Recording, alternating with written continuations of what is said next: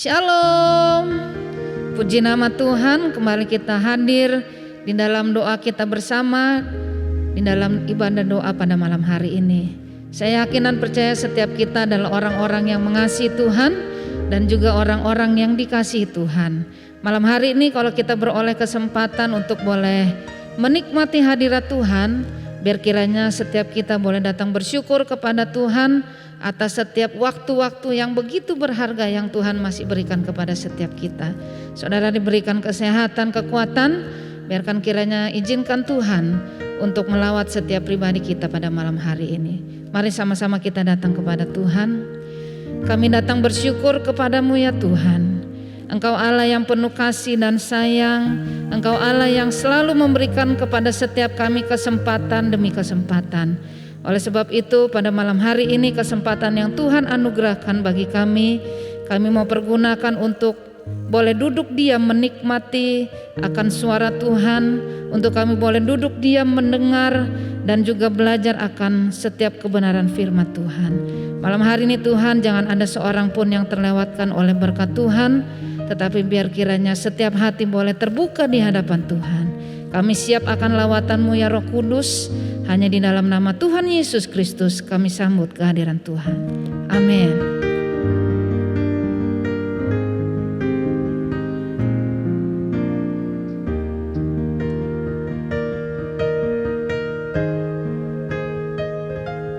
Kau sungguh indah tiada taranya, sungguh menakjubkan, sungguh ajaib untuk dimengerti, lebih dari semua yang ada. Hikmat-Mu tiada terselami, kasih-Mu dalam tak terduga. Kau sungguh indah tiada taranya, mulia dan berkuasa. Ku kagum hormat akan Engkau, ku kagum hormat akan Engkau. Kau Allah yang layak dipuji, ku kagum akan Engkau.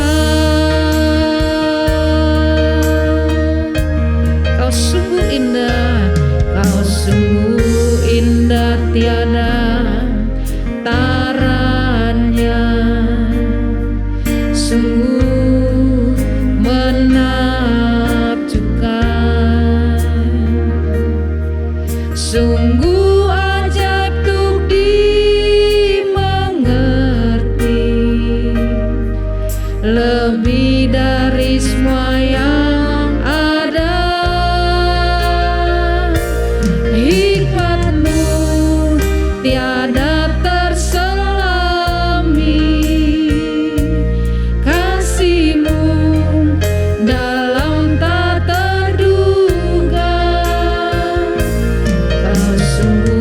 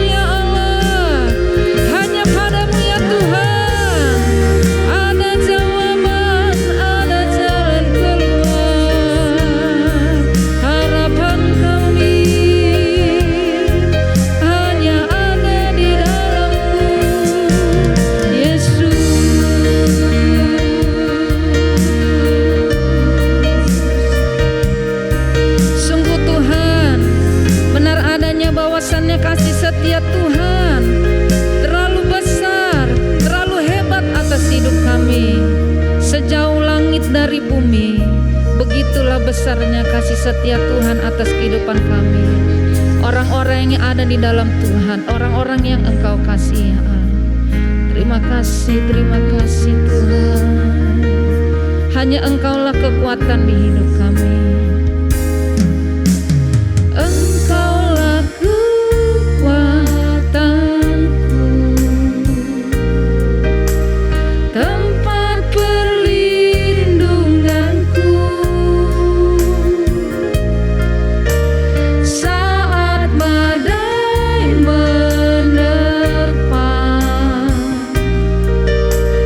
Aku tak akan goyah,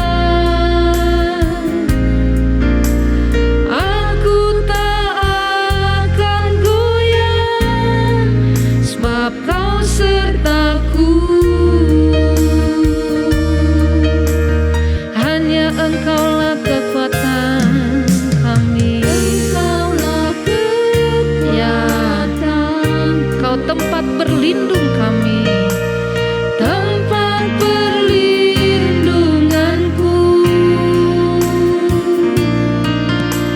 saat badai menerpa.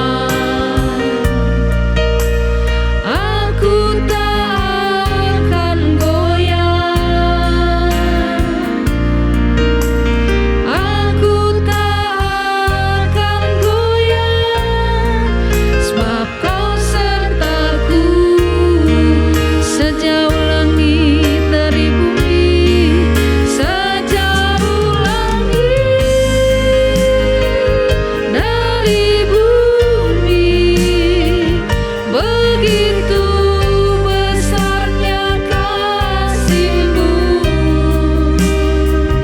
penuhi hati kami yang rindu menyembah-Mu. Yesus, sejauh langit dari bumi, begitu besarnya kasih-Mu. Kaulah Tuhan, kekuatanku, sukacitaku.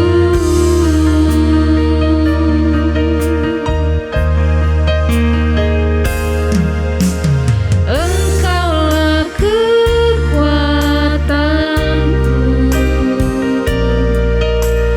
tempat perlindunganku, saat badai menerpa. Aku tak akan goyah, aku tak akan goyah, sebab Kau sertaku.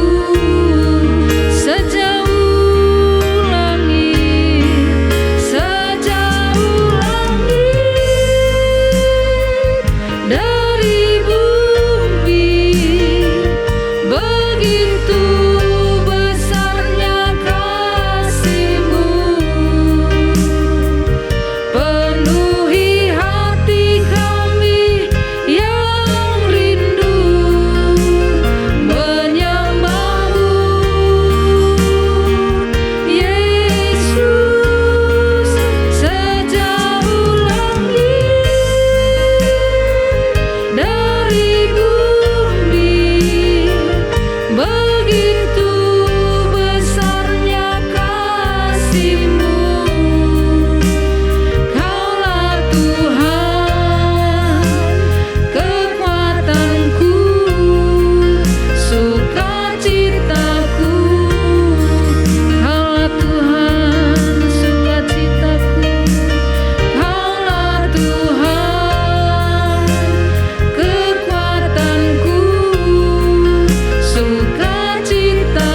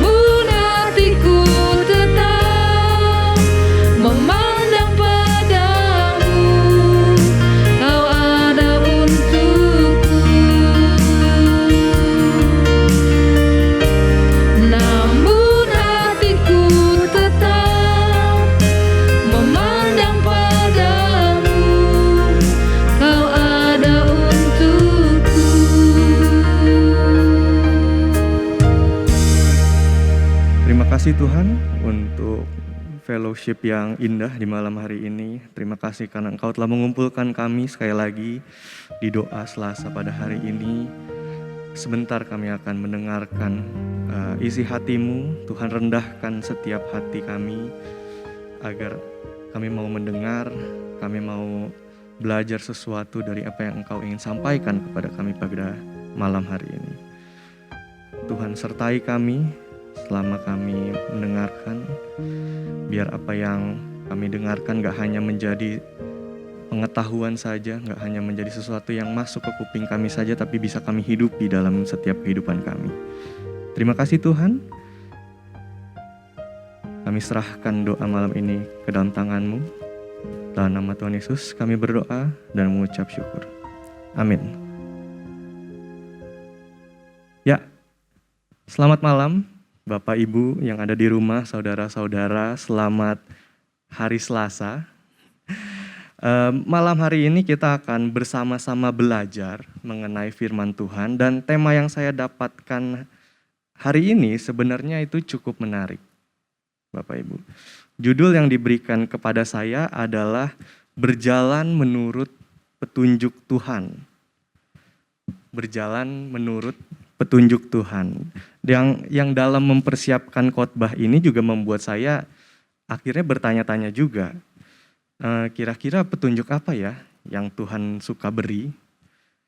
Suara Tuhan yang audible kah? Atau sebuah mimpi kah? Dan lebih jauh lagi, apakah Tuhan selalu beri petunjuk ya? Bagaimana ketika misalnya di suatu momen tertentu ketika Tuhan itu lagi nggak kasih kita petunjuk? Kalau gitu apakah saya masih tetap bisa berjalan? Karena kan judul hari ini berjalan menurut petunjuk Tuhan. Kalau petunjuknya lagi Tuhan nggak beri, terus kita masih bisa berjalan nggak? Nah, pertanyaan-pertanyaan ini yang saya renungkan ketika mempersiapkan khotbah hari ini. Dan dari pertanyaan-pertanyaan ini, ada 2 poin besar yang akan saya bahas dan akan kita renungkan bersama. Yaitu yang pertama, bagaimana cara Tuhan bekerja, dan yang kedua, bagaimana cara Tuhan menggenapinya. Bagaimana cara Tuhan bekerja, dan bagaimana cara Tuhan menggenapinya. Kita masuk ke poin yang pertama, bagaimana sih cara Tuhan bekerja. Nah, pernah nggak Bapak Ibu atau saudara-saudara yang ada di rumah, pernah nggak Anda berada di dalam sebuah situasi di mana Bapak Ibu harus mengambil sebuah keputusan? Entah itu mungkin keputusan yang besar, kayak misalnya pindah ke kota lain, atau keputusan-keputusan yang menyangkut keberlangsungan hidup, untuk bertahan hidup, atau mungkin yang belum menikah, yang masih pacaran, bingung harus putusin pacar yang udah bertahun-tahun tapi sebenarnya dalam hubungan yang gak sehat, mungkin. Itu keputusan yang besar juga. Atau mungkin keputusan-keputusan yang kecil gitu, yang sifatnya sehari-hari. Dan di momen itu Bapak Ibu bingung harus mengambil keputusan yang mana. Saya harus mengambil keputusan A atau B ya. Saya B atau A ya. Apakah A lebih baik dari B atau B itu lebih baik dari A? Atau mungkin C. Nah, dan di momen itu Bapak Ibu berdoa, minta petunjuk sama Tuhan. Bapak Ibu berdoa, Tuhan tolong kasih tahu dong saya harus ngapain. Tuhan, saya harus mengambil langkah kemana. Dan mungkin Bapak Ibu, beberapa dari Bapak Ibu pernah mendapatkan petunjuk dari Tuhan. Bisa melalui sebuah peristiwa, bisa melalui mungkin ada orang lain yang memberitahukan kepada Bapak Ibu, atau mungkin Bapak Ibu mendengar suara Tuhan secara audible.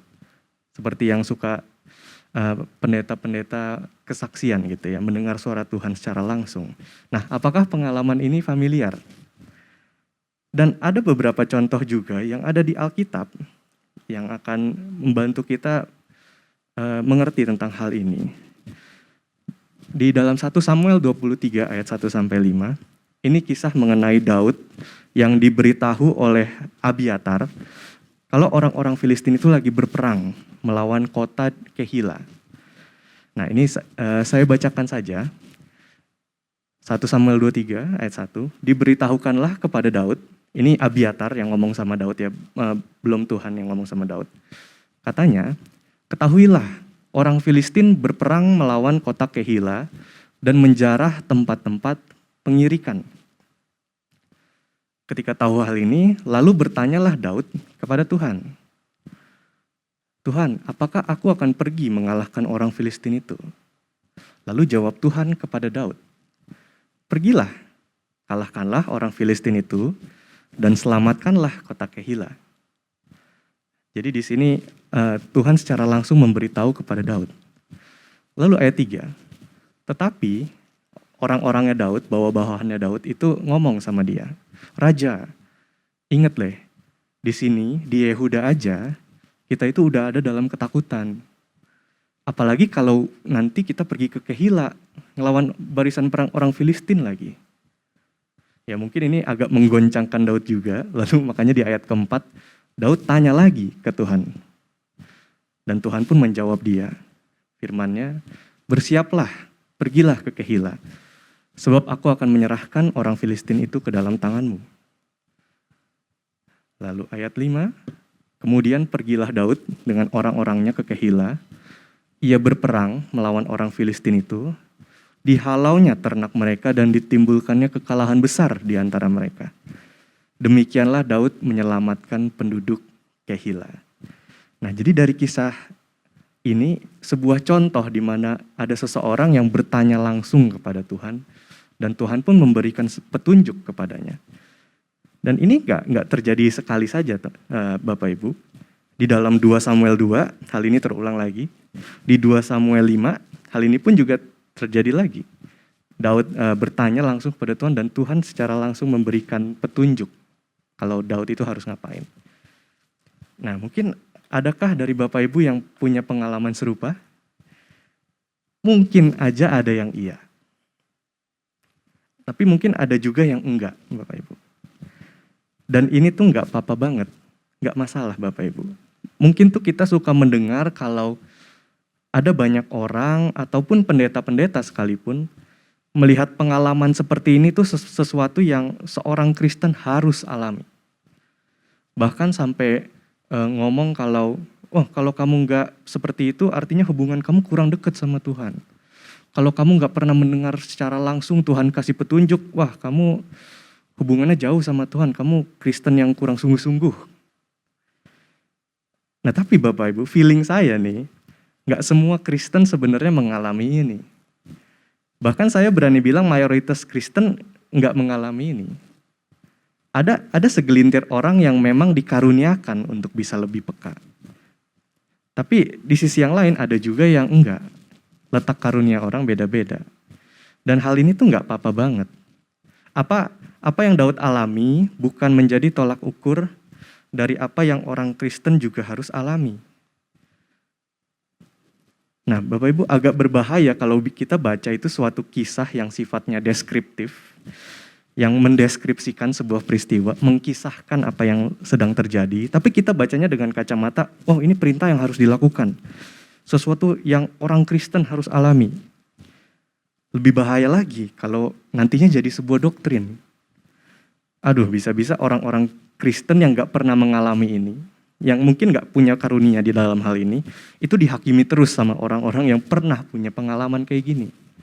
Punya karunia seperti ini. Bisa-bisa ini menanamkan bibit-bibit arogansi, bibit-bibit kesombongan, dan menciptakan hubungan yang gak sehat nantinya di gereja. Jadi sekali lagi Bapak Ibu, nggak apa-apa kalau memang hal ini tuh nggak pernah terjadi dalam kehidupan Bapak Ibu. Tapi Bapak Ibu, bukan berarti nggak ada yang bisa kita pelajari dari kisah Daud. Ada kok sesuatu dari Daud yang bisa kita contoh. Nah, Bapak Ibu ada 2 hal yang kita bisa pelajari, 2 hal yang sesuatu yang Daud itu nggak lakukan. Yang pertama, Daud itu nggak menjadi orang yang menolak petunjuk Tuhan. Ya nggak? Dia nggak menjadi orang yang merasa nggak perlu bertanya Tuhan, merasa udah tahu segalanya. Dan di sisi yang lain, Daud juga nggak menjadi orang yang ketergantungan dengan petunjuk Tuhan. Dia nggak terobsesi dan rasanya nggak bisa hidup tanpa dapat tanda dari Tuhan. Nah, Bapak Ibu, dua-duanya ini itu nggak sehat. Yang satu itu terlalu mengandalkan diri sendiri dan sok tahu gitu, seakan-akan bisa berjalan sendiri. Ini tuh tipe-tipe orang yang pede banget sama dirinya sendiri sampai gak merasa perlu bergantung sama Tuhan. Dia ngeremehin betapa pentingnya bergantung sama Tuhan, merasa udah cukup dewasa dan rasa-rasanya bisa berjalan sendiri. Padahal untuk bersikap begini tuh justru menunjukkan ketidakdewasaannya. Dia gak mau diatur dan gak mau dibimbing. Nah yang satunya lagi Bapak Ibu, itu ketergantungan sama petunjuk Tuhan. Bukan bergantung ya, tapi ketergantungan. Kayak ketergantungan sama obat atau ketergantungan sama narkoba. Nah ini ketergantungan sama tanda atau petunjuk dari Tuhan. Tipe-tipe orang yang gak mau berjalan kalau misalnya belum dapat petunjuk dari Tuhan. Bayangin aja Bapak Ibu, ini contoh aja. Misalnya Bapak Ibu lagi ngantri, mau pesen makanan di KFC gitu ya. Terus sadar, orang di depan Ibu pas lagi pesen kok lama banget gitu ya. Pas diperhatiin ternyata orang di depan Ibu itu lagi doa. Nanya ke Tuhan, Tuhan saya harus pesen ayam dada atau ayam paha. Atau burger, atau pakai nasi enggak ya gitu. Mungkin ya. Nah ini kan agak konyol juga gitu. Kalau misalnya dalam hal-hal seperti ini bukannya bergantung, tapi ini namanya ketergantungan. Bukan berarti minta tanda atau minta petunjuk itu nggak boleh ya Bapak Ibu, boleh banget. Tapi kadang aja emang ada yang terlalu tergantung, over dependent dan menciptakan perilaku-perilaku yang konyol seperti hal yang tadi. Gitu. Dia pikir dia itu dewasa karena merasa selalu bergantung sama Tuhan. Seakan-akan hal itu menunjukkan kalau dia itu dewasa rohani. Tapi sebenarnya ini lebih mirip orang dewasa yang masih pakai popok. Dia gak mau berjalan sama Tuhan, dia cuma mau digendong aja kayak bayi gitu. Nah, buat kita gak mau berada di dua sisi ekstrim ini, kedua hal ini. Nah lalu apa yang Daud lakukan Bapak Ibu? Ada opsi tengah yang bisa kita ambil dan inilah sikap Daud yang bisa kita pelajari, yaitu kerendahan hati Daud untuk bertanya dan dipimpin oleh hikmat. Kerendahan hati Daud untuk merendahkan hatinya dan kerelaannya untuk dipimpin oleh hikmat Tuhan. Dan ini keputusan yang sangat bijak Bapak Ibu. Kalau kita pikir-pikir lagi, Daud itu seorang raja. Seseorang dengan status yang tinggi dan seseorang yang punya otoritas. Dia bisa aja bertindak sebagaimana yang ia mau. Toh dia raja, dia gak perlu permisi-permisi untuk melakukan sesuatu. Tapi ternyata enggak loh. Sekalipun dia raja, Daud malah merendahkan hatinya dan membiarkan dirinya dipimpin oleh kebijaksanaan dan hikmatnya Tuhan. Dia bergantung sama hikmat Tuhan. Bukan ketergantungan ya Bapak Ibu, tapi bergantung, sebuah postur yang rendah hati. Daud menyadari keterbatasannya dan mendasarkan dirinya di dalam hikmat Tuhan. Nah, hari-hari ini Bapak Ibu, kira-kira nih, Bapak Ibu ataupun saudara-saudara sedang masuk kategori yang mana? Lebih condong ke ekstrim kiri kah? Yang menganggap udah tahu segalanya, menganggap seakan-akan bisa hidup dan berjalan sendiri, hidupnya terlepas dari Tuhan. Atau condong ke yang ekstrim kanan, yang ketergantungan sama tanda, ketergantungan sama petunjuk. Nah jika ini Bapak Ibu, Tuhan sedang mengundang kita untuk bergantung dan rela dipimpin oleh hikmat-Nya. Tuhan ingin bekerja melalui Bapak Ibu. Tuhan ingin Anda menjadi orang yang bijak dan selalu bergantung kepada hikmat-Nya. Mendapatkan petunjuk itu adalah hal yang baik Bapak Ibu. Tapi jangan sampai kita jadikan petunjuknya sebagai yang utama dibandingkan sang pemberi petunjuk yang sedang mengundang kita untuk menyandarkan diri kita kepada hikmat-Nya. Sehingga waktu kita bersandar pada hikmat Tuhan, kita dapat berjalan dalam ketajaman, kearifan, dan kebijaksanaan dalam lika-liku hidup kita Bapak Ibu. Tuhan itu lebih tertarik untuk menjadikan kita bijak, dibandingkan selalu memberi petunjuk. Nah, kalau begitu, pertanyaannya how? Bagaimana? Oke, mungkin Bapak Ibu bilang, oke, saya ngerti kok kalau kita perlu merendahkan hati dan rela untuk dipimpin. Kalau bukan dari petunjuk yang terlihat atau suara Tuhan yang terdengar, terus gimana caranya? Bagaimana cara Tuhan menggenapinya? Nah, satu aspek kita udah singgung tadi. Kalau kita perlu merendahkan hati dan rela dipimpin oleh hikmat Tuhan. Dan ada aspek lain yang menurut saya jauh lebih penting lagi. Dan kalau misalnya tadi kita menarik contoh dari contoh di PL mengenai Daud, sekarang kita ke BB, ke perjanjian baru. Di dalam kitab Injil, kita melihat bahwa Allah, sang hikmat itu sendiri mengaruniakan anaknya, mengambil rupa seorang hamba, menjadi sama dengan manusia, yang kita kenal dengan nama Yesus. Kita tahu ceritanya Bapak Ibu, melalui kematian dan kebangkitannya, kita semua ditebus untuk menjadi miliknya. Anda dan saya telah menjadi anak-anak yang dikasihinya.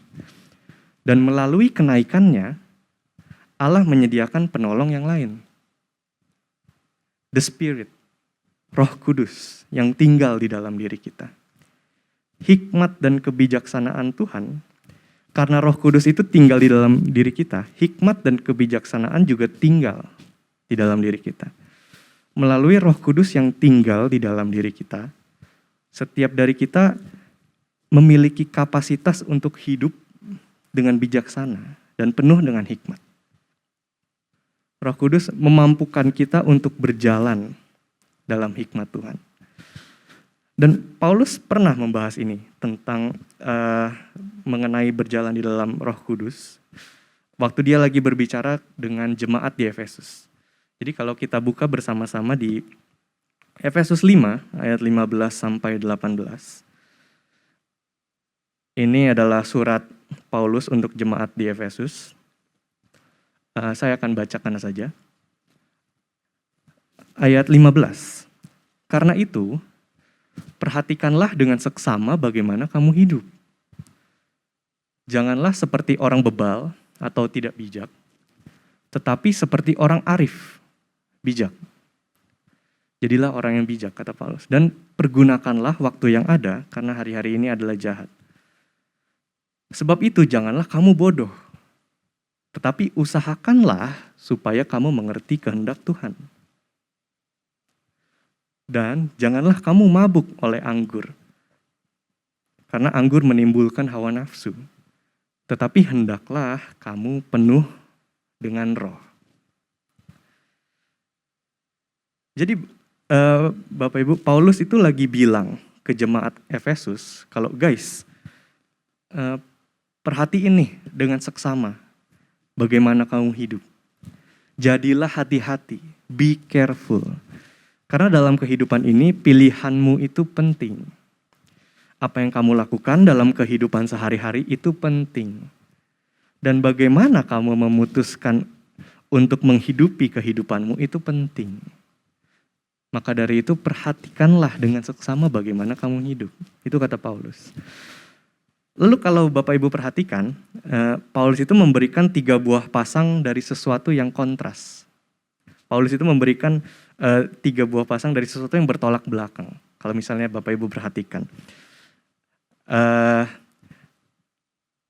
Jadi Paulus bilang ke jemaat Efesus, kalau jemaat Efesus, janganlah kamu jadi orang bebal. Janganlah jadi orang yang gak bijak. Tapi jadilah orang yang arif. Jadilah bijak. Jangan juga kamu jadi orang bodoh. Tapi jadilah kamu mengerti kehendak Tuhan. Janganlah kamu mabuk oleh anggur, tetapi penuhlah kamu dengan Roh Kudus. Ya, jadi kelihatan ya Bapak Ibu, ada tiga hal yang Paulus berusaha angkat, yang Paulus dengan cermat mengkontraskannya. Ada A vs B, A vs B, A vs B. Dan ini bukan random Bapak Ibu. Paulus itu nggak ngasal dan pilih sesuatu yang keren untuk diucapkan, enggak. Paulus itu dengan sengaja memilih ketiga hal ini, karena ketiga hal ini saling berhubungan. Bagi Paulus, definisi dari seseorang yang berhikmat atau bijaksana adalah seseorang yang mengerti kehendak Tuhan di dalam keseharian hidupnya. Dia bisa ngebedain, oke, yang mana nih yang oke, yang mana nih yang nggak oke. Yang mana sih yang Tuhan kehendaki, yang mana sih yang enggak. Dan bagi kita untuk bisa membedakan apa kehendak Tuhan, kita perlu membiarkan kita dipenuhi dan dipimpin oleh Roh. Gitu ya Bapak. Jadi tiga ini berhubungan. Dan di sisi yang lain ada hal yang akan selalu bisa menyabotase dan menghambat kemampuan kita untuk menjadi seseorang yang berhikmat dan bijaksana. Yaitu menjadi bodoh, dan ketika kita dimabukkan oleh anggur, dipimpin oleh alkohol. Ketiga ini berhubungan. Nah Bapak Ibu, waktu saya berbicara tentang penuh dengan Roh, karena Paulus juga menyinggung ini, kalau kita perlu penuh dengan Roh. Saya sedang tidak berbicara tentang pengalaman-pengalaman yang adikodrati atau suatu kondisi transenden yang kita alami, seakan-akan kita sedang berada di luar kendali diri kita. Saya paham, kita adalah gereja Pentakostal karismatik, dan teks ini tuh sering banget diartikan seperti itu ya. Misalnya ketika kita seorang hamba Tuhan mengatakan kita harus penuh dengan Roh, itu sering kali diartikan sebagai dia mungkin rebahan, kayak seakan-akan mungkin tidak dalam kendali dirinya, atau mungkin berbahasa roh, atau sebagaimananya. Dan itu bisa, itu salah satu interpretasi yang valid juga. Tapi saya rasa bukan itu maksud Paulus di sini, terutama dalam teks ini, dengan penuh dengan Roh. Istilah penuh dengan Roh bagi Paulus menurut saya, kalau kita mengikuti logikanya Paulus di sini, kayaknya nggak mengarah ke situ, tapi lebih mengarah ke hal yang lain. Karena gini Bapak Ibu, Paulus itu lagi mengkontraskan tiga pasangan ini, ya kan? Yang pertama itu jangan bebal, keterbalikannya adalah jadilah arif, jadilah bijak. Jangan bodoh, yang kedua, keterbalikannya itu orang yang ngerti kehendak Tuhan. Dan yang ketiga, jangan mabuk oleh anggur. Seakan-akan tuh kayaknya random, kok tiba-tiba ngomongin mabuk sama oleh anggur. Tapi ini masuk akal Bapak Ibu. Jangan mabuk oleh anggur. Mabuk itu kan sebuah kondisi di mana kita itu berada di luar kendali kita. Kita berada di luar kendali diri sendiri. Kita itu dipengaruhi oleh suatu hal yang lain yang membuat kita nggak sadar diri dan akhirnya nggak berpikir lurus. Nah ini, keadaan mabuk ini dikontraskan dengan dipenuhi oleh Roh. Nah kalau ini sebuah pengkontrasan, sesuatu yang bertolak belakang, sebuah kebalikan dari apa yang dikatakan sebelumnya. Dipenuhi oleh Roh, kalau gitu bukanlah sesuatu kondisi di mana kita kayak di luar kendali diri kita sendiri. Justru sebaliknya, dipenuhi oleh Roh itu artinya sebuah kondisi di mana kita justru dengan penuh kesadaran mengendalikan diri kita sendiri, kita bisa berpikir lurus, sehingga kita bisa mengerti dan bisa membedakan yang mana sih kehendak Tuhan dan yang mana yang bukan. Jadi masuk akal ya Bapak Ibu. Mabuk oleh anggur itu mabuk sebagai suatu kondisi yang di luar kendali kita. Kita menjadi orang yang gak bisa mengendalikan diri sendiri dan gak bisa berpikir lurus. Karena Paulus lagi mengkontraskan dan memberikan apa yang kebalikannya dari hal yang pertama. Justru penuh dengan Roh adalah kondisi di mana kita bisa mengendalikan diri kita. Kita memiliki kesadaran penuh. Dan sehingga kita melalui itu kita bisa membedakan mana sih kehendak Tuhan dan yang mana yang enggak. Dan saya rasa Paulus itu juga dengan sengaja menggunakan gambaran mabuk oleh anggur. Karena bayangin aja Bapak Ibu, ketika Anda mabuk dengan alkohol, ketika Anda itu berada di bawah pengaruh alkohol, kira-kira apakah keputusan-keputusan yang Anda putuskan itu menghasilkan keputusan-keputusan yang bijak? Well, dalam kebanyakan waktu sih enggak. Mulai dari hal-hal yang konyol sampai hal-hal yang serius. Dan saya sebenarnya suka kalau Paulus itu menggunakan kata mabuk. Karena kenyataannya kita bukan bisa mabuk karena alkohol aja. Ya enggak? Kita tuh bisa juga mabuk-mabuk mengalami kemabukan-kemabukan yang lainnya. Kayak misalnya contoh, mabuk cinta.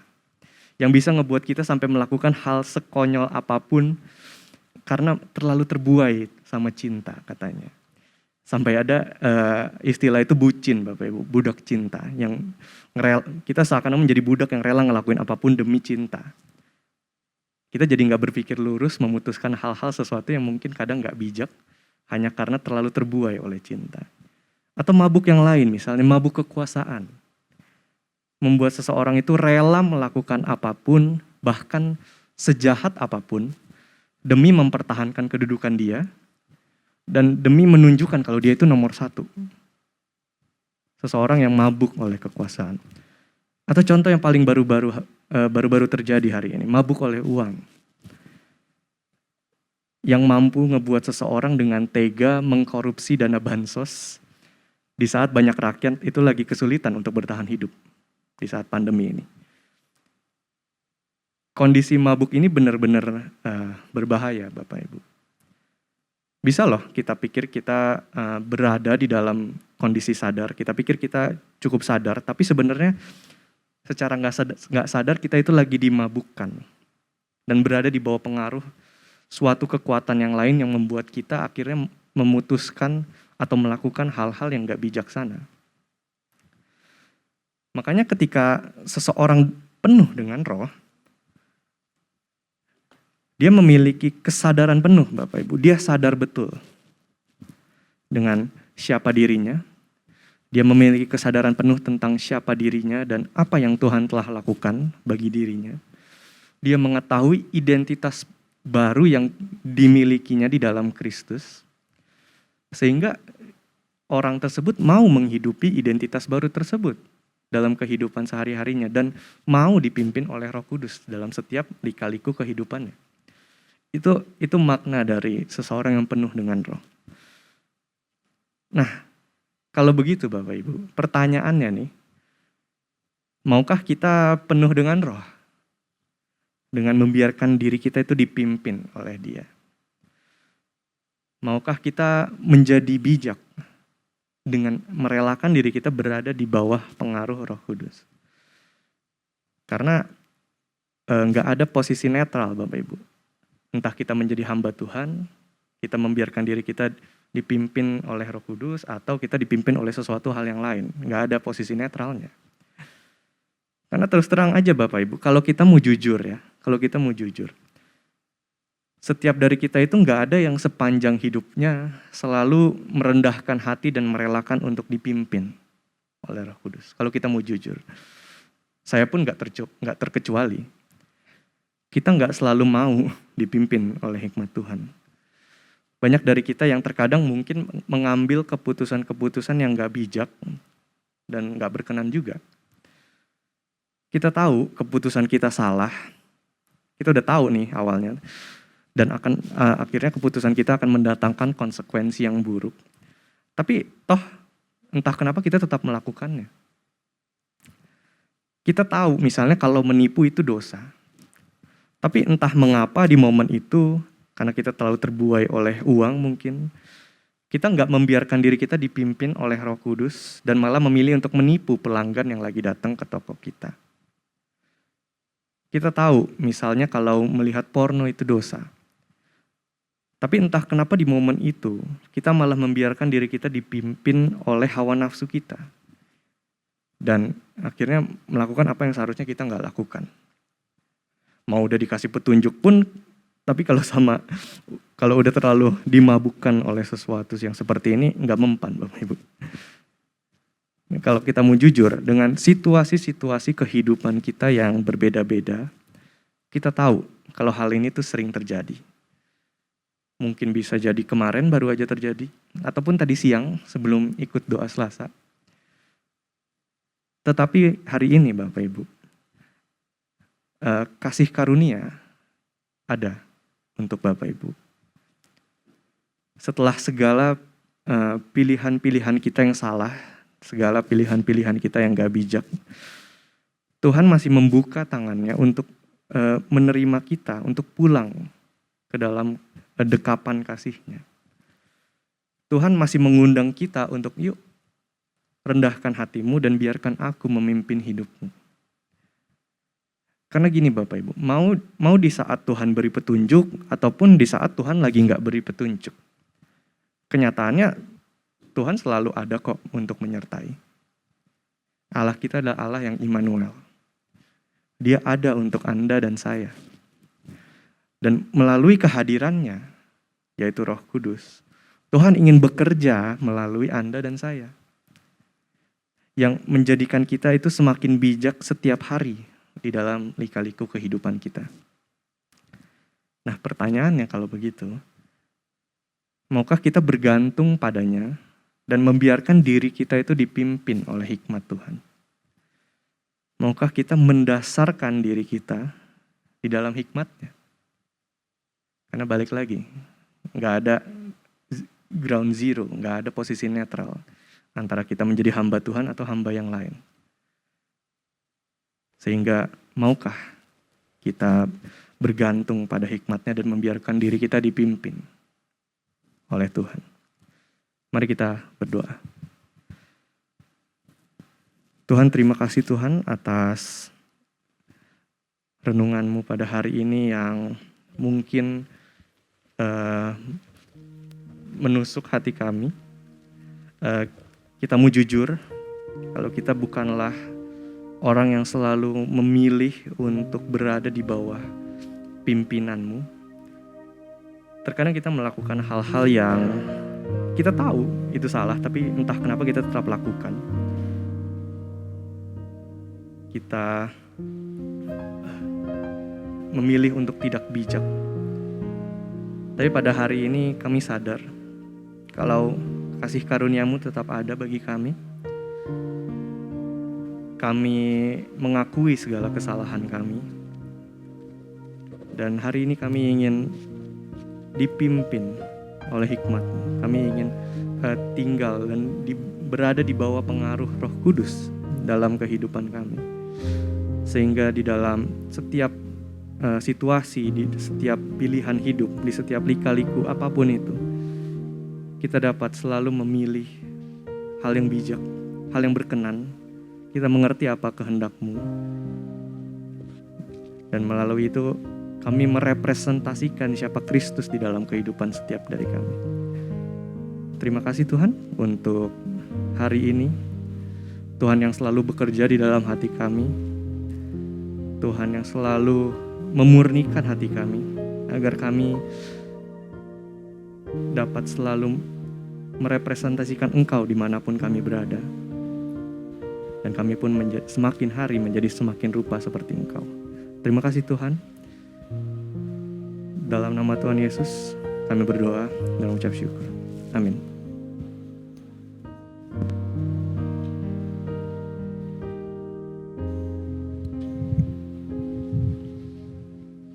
Puji Tuhan, malam hari ini kita telah diberkati dengan kebenaran firman Tuhan. Berkiranya setiap kita setelah mendengarkan firman Tuhan pada malam hari ini boleh mendapatkan petunjuk dari Tuhan tentang bagaimana kita boleh menghadapi dan menjalani hari-hari kehidupan kita. Kita akan sama-sama menaikkan doa syafaat kita di hadapan Tuhan. Mari kita sama-sama datang kepada Tuhan, kita angkat pujian kepada Dia. Sungguh tidak terbatas kuasa-Mu Tuhan, sebab kuasa-Mu sungguh sempurna atas hidup kami.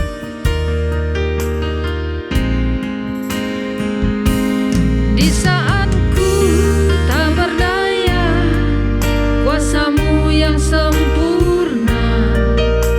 Ketika ku berdoa, mujizat itu nyata. Bukan karena kekuatan, namun Roh-Mu ya Tuhan.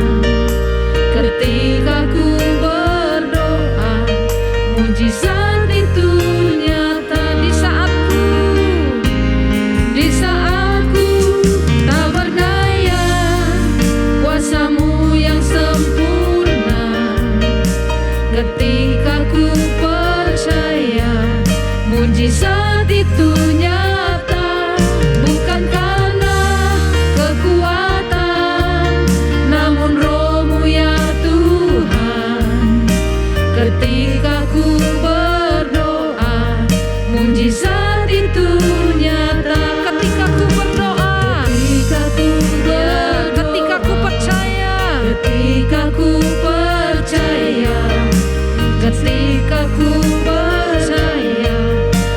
mujizat itu nyata.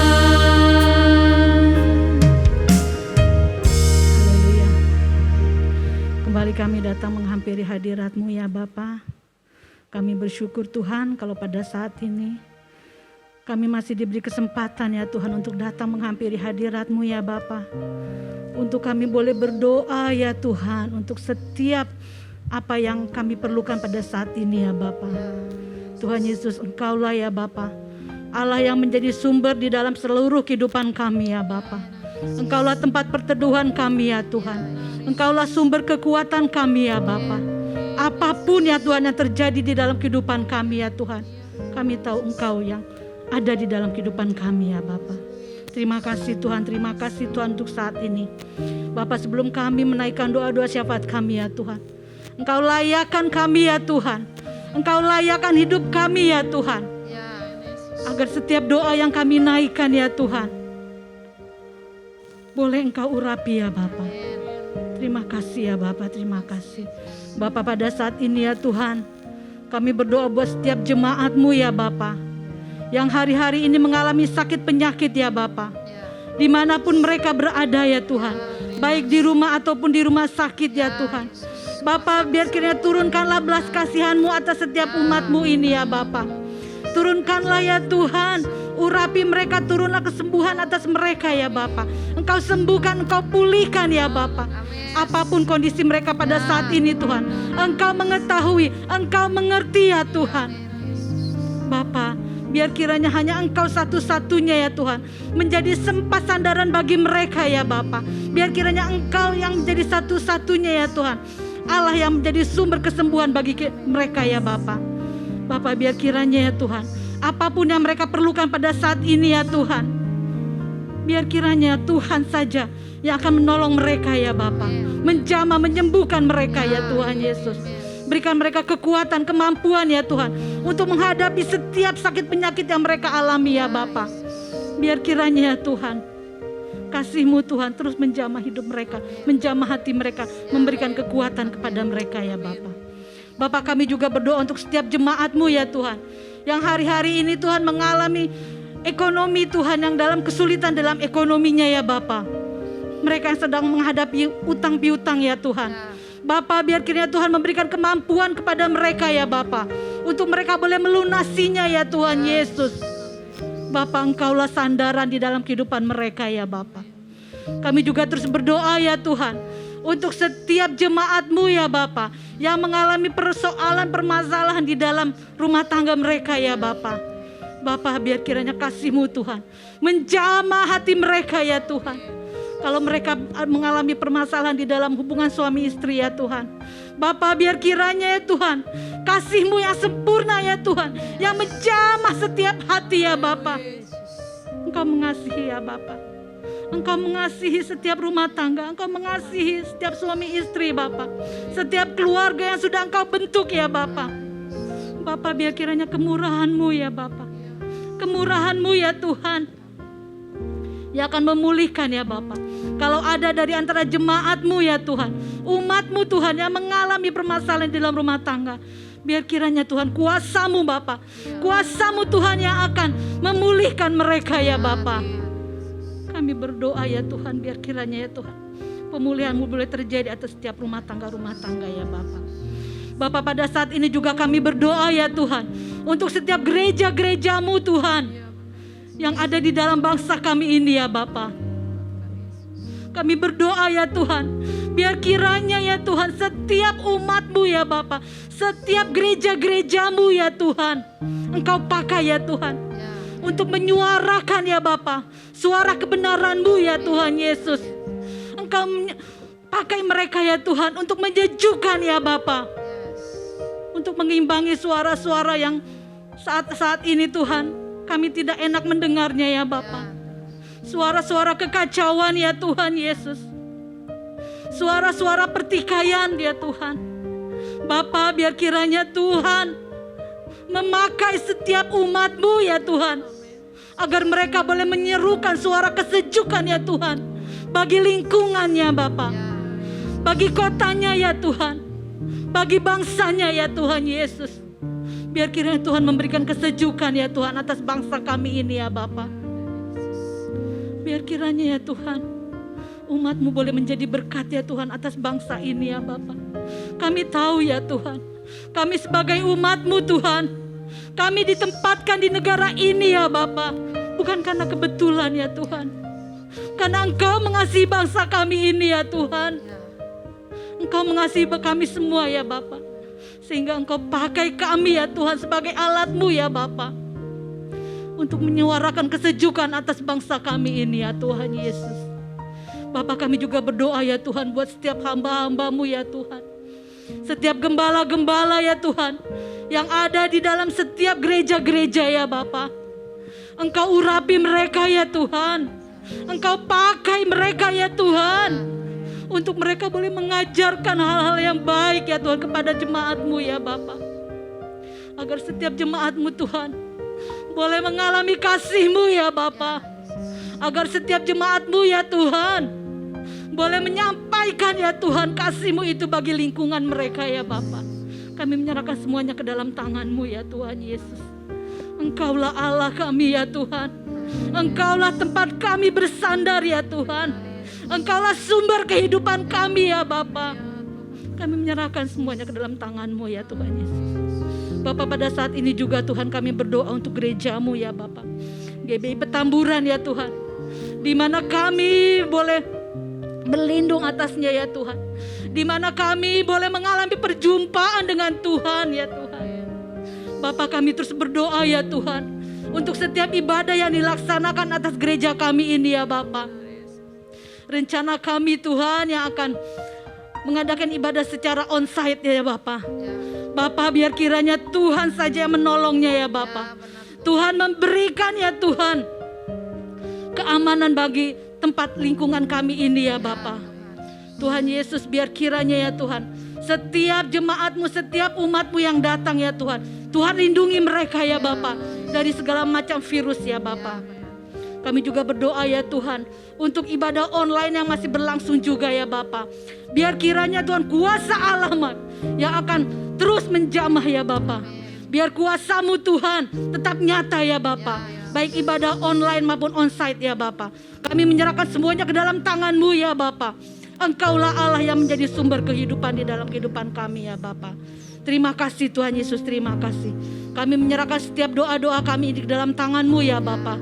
Biar belas kasihan Allah turun Tuhan atas setiap kami ya Bapa. Biar doa-doa kami ya Tuhan boleh naik di hadapan-Mu ya Bapa.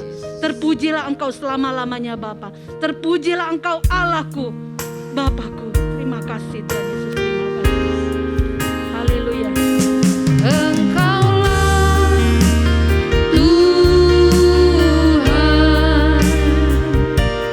Engkaulah Raja, berdaulat atas hidupku, ku berserah penuh. Engkaulah Tuhan, Engkaulah Tuhan, Engkaulah Raja, berdaulat atas hidupku, ku berserah penuh. Berdaulat atas hidupku, ku berserah penuh. Kembali kami tundukkan hati kami Tuhan, memandang kepadamu Bapa, membawa setiap permohonan doa kami, khususnya bagi presiden kami dan seluruh jajarannya ya Tuhan. Diberikan kekuatan, hikmat, dan perlindungan dalam melaksanakan setiap tugas yang dipercayakan ya Tuhan. Biarlah oleh karena hikmat-Mu ya Tuhan, mereka mendapatkan kecerdasan dalam mengatasi segala persoalan-persoalan. Oleh karena kekuatan daripada-Mu ya Bapa, mereka dimampukan ya Tuhan untuk menghadapi segala tantangan yang ada ya Bapa. Oleh karena itulah ya Tuhan, tak henti-hentinya kami mendoakan mereka. Kiranya Tuhan yang menyertai dan membimbing mereka. Tuhan yang senantiasa ada di tengah-tengah mereka ya Bapa. Karena kami percaya ya Tuhan, bangsa ini adalah milik-Mu ya Allah. Pemerintahan yang ada saat ini ya Tuhan atas kehendak-Mu. Biarlah ya Tuhan yang terbaik boleh terjadi di tengah-tengah bangsa kami ya Bapa. Dan saat ini kami juga mendoakan ya Tuhan, khususnya untuk program vaksinasi yang terus berjalan ya Bapa. Baik dalam pengadaan vaksin maupun pelaksanaan vaksinasi ya Tuhan. Kiranya oleh campur tangan Allah boleh membawa bangsa ini menjadi bangsa yang sehat. Bangsa ini terus ya Bapa boleh mengalami pemulihan ya Tuhan. Terima kasih Bapa di surga. Dan kami juga mendoakan ya Tuhan agar pemulihan secara ekonomi dapat juga terjadi ya Tuhan di tengah-tengah bangsa kami yang sekian lama ya Tuhan terdampak oleh karena COVID-19 ya Bapa. Biar kiranya oleh kemurahan-Mu ya Tuhan, usaha-usaha kecil, menengah maupun usaha-usaha besar, industri-industri dapat bangkit kembali ya Tuhan. Sehingga ya Bapa, pergerakan ekonomi boleh menyatakan ya Tuhan perbaikan dan perbaikan senantiasa ya Bapa. Biar kiranya harapan di hari-hari ke depan ini ya Tuhan membawa bangsa ini boleh mengalami pemulihan baik secara kesehatan maupun secara perekonomian ya Tuhan. Sehingga ya Bapa, kegiatan-kegiatan pendidikan, kegiatan-kegiatan perindustrian, kegiatan-kegiatan perdagangan dapat kembali berjalan dengan baik ya Tuhan.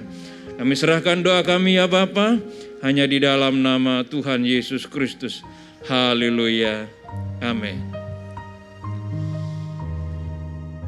Puji Tuhan, kita telah menaikkan doa-doa syafaat kita di hadapan Tuhan.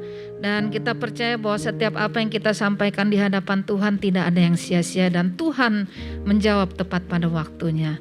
Baik, puji Tuhan, malam hari ini kita akan sama-sama akhiri ibadah doa. Dan kita akan terima berkat Tuhan. Sekali lagi kita akan angkat pujian kepada Tuhan. Bila engkau tak besertaku, nanti Bapak Pendeta Sugiono akan tutup dalam doa berkat. Bila engkau tak besertaku,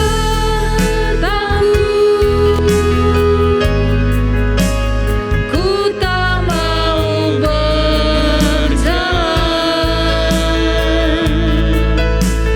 Ku perlu Tuhan, pimpin langkahku dengan kasih karunia-Mu.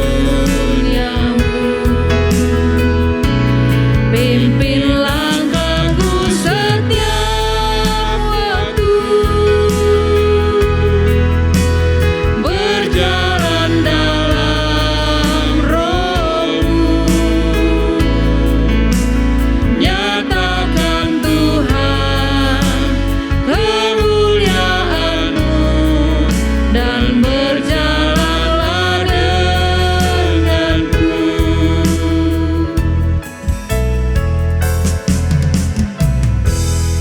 Di akhir daripada persekutuan kami malam hari ini ya Tuhan, kami teringat untuk gembala senior kami, kiranya Tuhan memberkati dengan damai sejahtera-Mu ya Tuhan. Kami juga membawa seluruh sidang jemaat-Mu ya Tuhan, di tengah-tengah pergumulan mereka ya Bapa, kiranya hadirat Allah yang membawakan kelegaan bagi mereka ya Tuhan.